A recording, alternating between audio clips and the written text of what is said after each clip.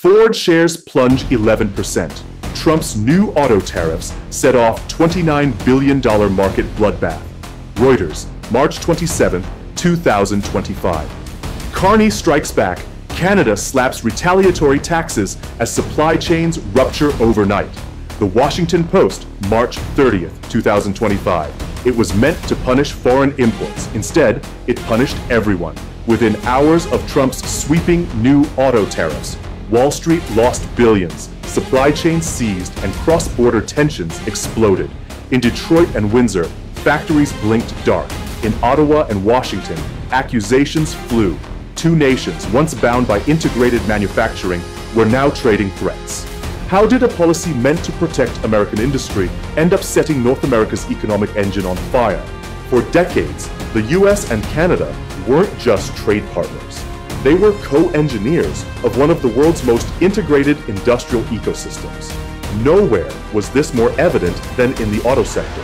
Since the 1965 Auto Pact, followed by NAFTA and later USMCA, vehicles sold in either country often crossed the border multiple times during production. A door frame built in Ontario might be welded in Ohio, fitted in Michigan, and assembled into a finished Jeep or Ford truck back in Windsor. Just-in-time logistics became the norm. By the 2000s, 10s, and early 2020s, this integration became more complex, but also more efficient. Canada provided metals, skilled labor, and component precision. The US offered scale, consumer base, and advanced R&D. Together, the two countries powered a continent-wide supply web that employed millions and exported to the world. But under the surface, strain began to build. Trump's America First doctrine never fully disappeared after his first term. As he returned to office in 2024, his rhetoric intensified. Tariffs weren't just a tool, they were a statement. And by early 2025, he had begun targeting global supply chains he claimed were cheating American workers. The fuse was lit on March 26, 2025. Trump signed an executive order invoking Section 232 of the Trade Expansion Act, imposing a 25% tariff on all imported vehicles and light trucks, and a 35% tariff on key industrial metals, steel, aluminum, copper. Vehicles not fully compliant with USMCA origin rules would be penalized. Many automakers, including Ford and Stellantis, who rely on global parts flows, even within USMCA, were suddenly exposed. Overnight, North America's most complex and delicate industrial machine was thrown into chaos. The US action, tariffs, fallout, and political calculus. The March 26, 2025 order wasn't subtle. In a primetime address, President Trump declared that America is done being the dumping ground for foreign cars built with cheap metal and foreign labor. Under the new directive, any imported car or component failing to meet strict USMCA rules of origin would face a 25% tariff. That included vehicles assembled in Mexico with parts sourced from outside North America, or engines manufactured in Canada but built with Chinese aluminum. Simultaneously, a 35% tariff was slapped on key industrial inputs: steel, aluminum, copper, materials foundational to car production, housing, and energy infrastructure. Trump framed it as a patriotic move. We're protecting Detroit, we're defending Ohio, we're bringing the jobs back home. But markets reacted with cold logic. Within 48 hours, shares of Ford, Stellantis, and GM plummeted by 8 to 11%, erasing $21 billion in market value. Automakers rushed to calculate the damage. Ford alone projected $2.5 billion in additional costs for 2025. Stellantis, whose manufacturing spans the US, Mexico, and Canada, forecast $1.4 billion in second-half losses, plus $300 million already burned in Q1. Why the shock? Because the modern auto industry isn't national, it's continental. Ford imports transmissions from Mexico. Stellantis sources aluminum from Canada. GM's EV batteries move across 3 borders before reaching final assembly. Trump's policy, while aiming at China, hit the US itself hard. And the pain wasn't abstract. At assembly lines in Michigan and Missouri, work slowed. Some shifts were cut. U.S. steel and copper prices surged. Aluminum reached near record highs. Consumers, too, were caught in the crossfire. According to Edmunds, the average cost of a foreign-built car jumped $3,000 to $6,000. Even domestic models, technically compliant with USMCA, saw price hikes of $1,700 to $5,000 due to rising materials costs. For middle-class families already stretched by inflation, the impact was immediate. More buyers turned to 7-year loans. Average annual vehicle-related expenses rose by $320, and for many Americans, a new car became financially out of reach. Politically, Trump's base rallied. His messaging hit familiar notes: China bad, Mexico opportunistic, Canada too cozy with foreign metals. But behind closed doors, Republican governors and auto state senators sounded alarms. In Ohio, Michigan, and Texas, elected officials warned that the tariffs threatened thousands of jobs and supply chains built over decades. Even conservative think tanks called the move self-defeating industrial policy. Yet the administration stayed on message: protection over profit, sovereignty over efficiency. Meanwhile, the rest of the continent prepared to push back. Canada's response, Carney's counterpunch, and strategic escalation. Canada didn't blink. Just days after Trump's Section 232 order, Deputy Prime Minister and Trade Envoy Mark Carney stepped in front of the cameras in Ottawa with a calm, surgical tone. "This isn't a trade dispute. It's a structural attack on North American integration," he said, "and Canada will respond proportionately." And respond it did, with a $29.8 billion countermeasure package. Canada's retaliation targeted U.S. goods that failed USMCA compliance, matching the U.S. tariffs nearly line for line. Vehicles and auto parts with unclear sourcing now faced a 25 to 35% levy when entering Canada. But the response went further. Ottawa imposed a Canadian $7 per megawatt-hour tax on electricity exported from U.S. grids into Canadian provinces, a new 30% duty on U.S. industrial metals entering Ontario, and Quebec import controls on agricultural and processed foods from several Midwestern states. The aim was precise: hit America where it hurt, while maintaining public support at home. Carney, backed by Prime Minister Trudeau, and Ontario Premier Doug Ford, framed the move as defense, not aggression. "This isn't about escalating," Carney told the Globe and Mail. "It's about preserving what we built together.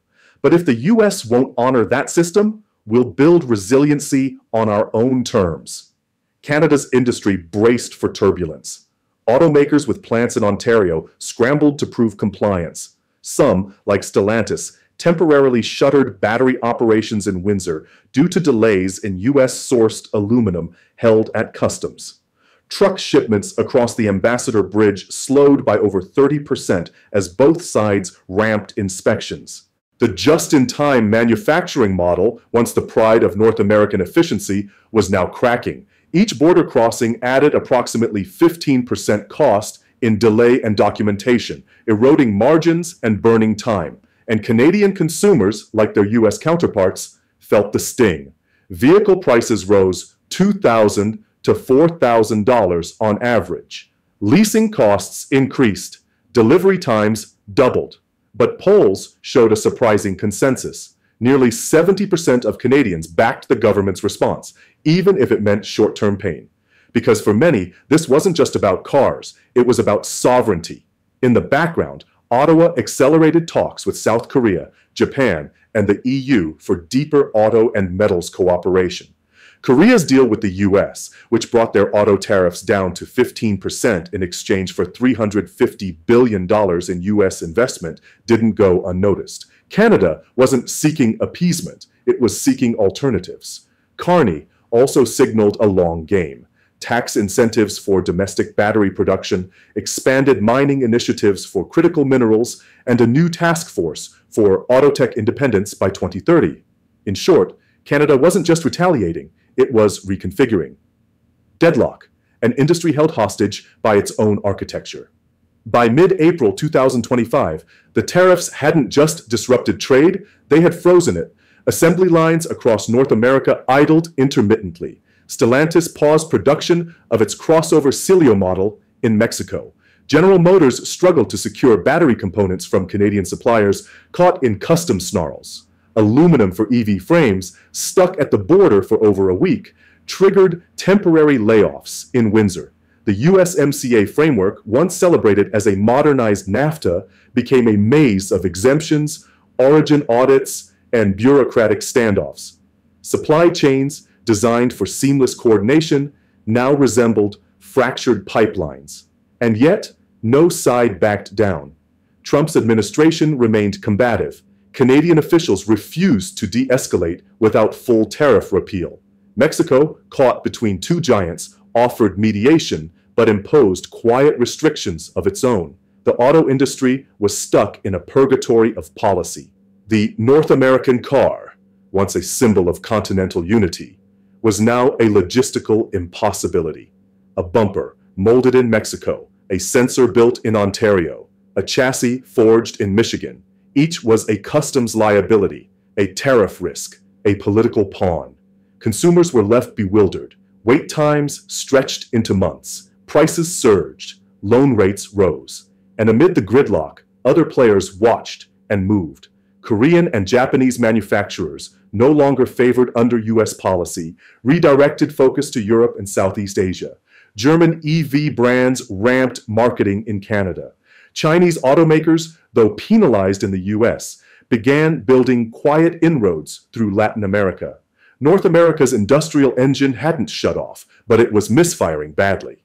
And the more each government clung to its political message, the more it became clear the real cost wasn't just economic, it was structural and strategic. The Canadian cost, Windsor's shockwave. In Windsor, Ontario, Canada's automotive capital, the fallout wasn't theoretical. It was mechanical, financial, and deeply personal.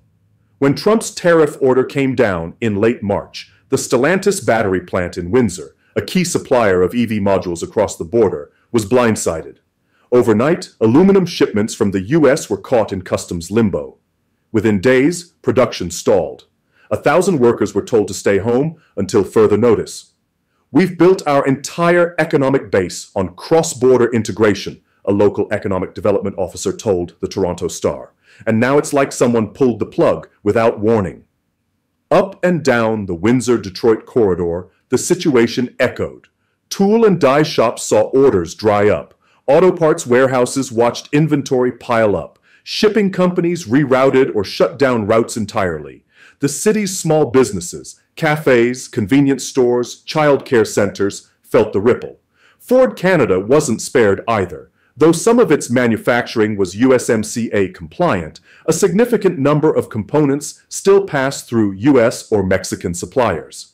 Suddenly, those parts became 15% more expensive, or delayed beyond production windows. Ontario's provincial government moved quickly, working with Ottawa to offer temporary subsidies to affected plants and transportation firms. But that aid, while helpful, couldn't erase the core problem. The architecture of Canada's auto industry was built on a U.S. handshake. Public support for Carney's retaliation remained strong. Polls showed a majority willing to accept short-term pain. But the limits of that tolerance became clear by May. Families delayed car purchases. Regional banks reported a slowdown in auto loan activity. Unions warned that short-term furloughs could become permanent if the standoff continued. In Windsor, a city that once symbolized seamless economic codependence, the mood had turned from solidarity to uncertainty. Canada had drawn a line. But even the most principled stance comes with a price tag, and Windsor was footing the bill. The American blowback, Michigan's economic speed bump. Across the Detroit River, Michigan was facing its own reckoning. Ford, GM, and Stellantis, three of the state's industrial pillars, were scrambling to restructure supply chains that had taken decades to optimize. Trump's tariffs hadn't just raised costs, they shattered predictability. Ford's estimated $2.5 billion in new expenses triggered internal reviews of entire model lines. EV production timelines were pushed. A planned rollout of next-gen hybrids was postponed due to battery component delays from Mexico and Canada. The ripple hit suppliers first, particularly Tier 2 and Tier 3 vendors scattered across Michigan's small towns. In Grand Rapids, a parts casting firm that supplied aluminum housings for Ford trucks lost 2 major contracts. "We were compliant last month," the CEO told the Detroit Free Press, "but now, under the new sourcing audit, our inputs from Quebec disqualified us." Job losses followed, not en masse, but as a drip. Weekly layoffs, suspended contracts, unrenewed vendor agreements. For an industry running on thin margins and tight logistics, the uncertainty was crushing. Consumer sentiment dropped too. Vehicle prices rose sharply. According to Edmunds, mid-size SUVs jumped $3,400 on average. Dealerships in Michigan reported growing inventory as buyers hesitated or turned to used markets. Interest rates for auto loans remained high, compounding the affordability crisis. Politically, the backlash began to mount. Local leaders, even within Trump's base, grew uneasy. The Michigan governor, flanked by bipartisan lawmakers, publicly called for a return to rational trade in early May. Auto worker unions issued joint statements with manufacturers demanding that both Washington and Ottawa stop treating jobs like bargaining chips. But the most dangerous blow may have been to confidence. North American integration had been a selling point for decades, proof that globalization could work when neighbors trusted each other. Now, Michigan's factories found themselves trapped between tariffs and retaliation, their future increasingly out of their own hands. For all the rhetoric about reshoring and patriotism, the people who built the engines were the ones now being left idle. The dust hasn't settled because the storm hasn't passed. Trump's tariff strike and Carney's counterblow have left an entire continent in suspended animation. Supply chains are frozen mid-route. Jobs are stalled mid-contract, and the economic glue binding North America for 3 decades is cracking under nationalist strain. Both sides claim to defend sovereignty. Both sides insist they're protecting workers. But from Detroit to Windsor, Monterey to Vancouver, it's clear the cost is being paid by people who never cast a vote on trade policy. The USMCA was meant to future-proof the continent. Instead, it's being pressure-tested like never before. And while leaders exchange blows, industries are left to absorb the shockwaves. In the race to shape the future, will North America win together or fail separately by going it alone? Are you American or Canadian? Share your story and perspective below.